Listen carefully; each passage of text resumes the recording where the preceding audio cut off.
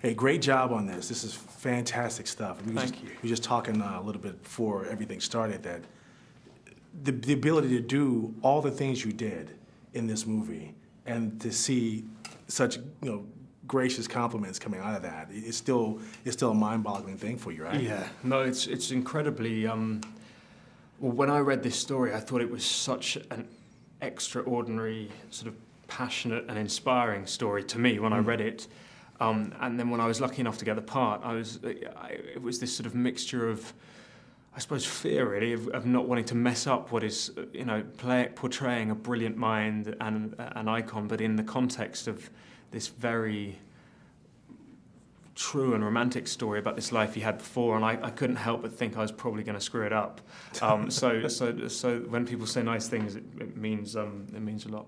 Well, I think because of the fact that you're playing this part and the way you're giving it justice, I think, and obviously everyone knows the end result, but the path to that that defeat, if you want to call it that, quote unquote, and to still see that mind still going. Yeah. I think that's probably why there's such a good reaction. Walk me through the process of doing all the movements and all the acting choices you made. That's some pretty brilliant stuff. Oh, well, interesting in relation to what you're saying. I mean, I suppose the key thing to Stephen is he's never seen it as a defeat. His genius was, one of his genius was when he found out, age 21, that he was given 2 years to live. He had a momentary melancholy, which Jane, his wife or girlfriend at the time, helped sort of push him out of and invigorated him. And he's basically never looked back. He has always looked forward. And for him, the disease is secondary. It couldn't be less important. For him, it's about his work and his life and humour and finding the best in everything.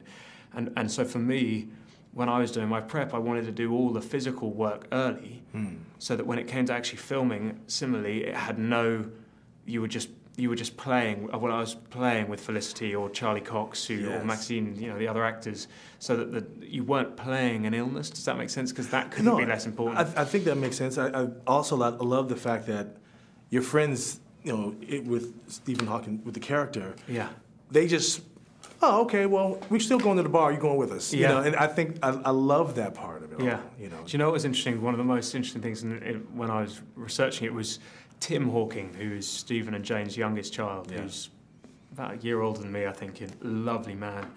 And he was saying how when they did, when they were young, when he was younger, he would use his dad's wheelchair as a go-kart. So he'd get in the electric wheelchair, or he'd put sort of swear words into the voice machine and and basically he was just, and it was so liberating, that the idea that of course ALS is a horrific thing, but and one has to be deeply respectful of it as an illness, but also the people that I met, including Stephen, but for them they're living, they're finding the humour and the wit and the playfulness in the most extreme of circumstances. So that was important. What Tim said was important for me, I think. Also, about the humor. Wasn't aware of how much humor that he had in his mind and how clever he was. Especially, not plot spoiling, but really, really cool Doctor Who reference. I thought that was pretty awesome. We hoped, though, it would go down well, but it was... Doctor Who is, God, it's such a huge phenomenon. But Stephen is also a great fan of sci-fi. He loves that, and you've seen him in, Star Trek, and then he also loves kind of, I suppose, he's happy to take the mick out of himself as well, and that is always so ingratiating. Anything that he spoke to you about regarding, if you had a chance to talk to him, playing him, the little nuances that he has. Yeah, I mean, when I met him just before we started filming, there were a couple of things I took away from it.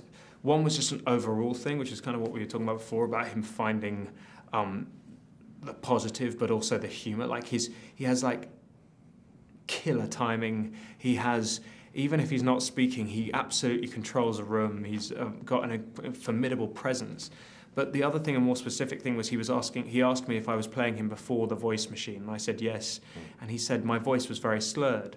And just leading up to the voice machine, the ALS had taken control of your tongue and your sort of muscles here, which meant that his diction was it was pretty incomprehensible, and that was something I'd been working on, and because he was so specific about it, wanting it to be authentic, I took that back to the producers and the director and said, look, we've got to push this a bit further. So he gave me very specific things, but also the more general stuff. Any good, about his humor, any good jokes? Good jokes. He told me, well, I don't know, it wasn't so much like one-liners, but I just made I remember actually the day before, the day that he was seeing the film, I saw him just beforehand, and he was there with his nurses, and I said, look, Stephen, I'm really nervous, what you think, but let me know what you think. And he sort of waited a while, and he sort of looked at me, and then in his iconic voice, he just said, I'll let you know what I think, good or otherwise. Like this is a gigantic slogan. But no, one of my favourite stories was actually the nurse who was with him that day.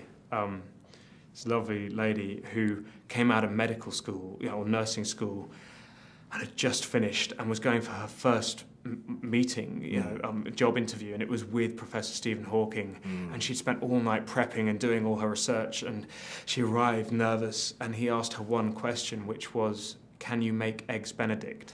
And she said yes. He said, you're hired. Perfect. He's perfect. Yeah, Perfect. Hey, great job. Thank you so much for your time. I appreciate it.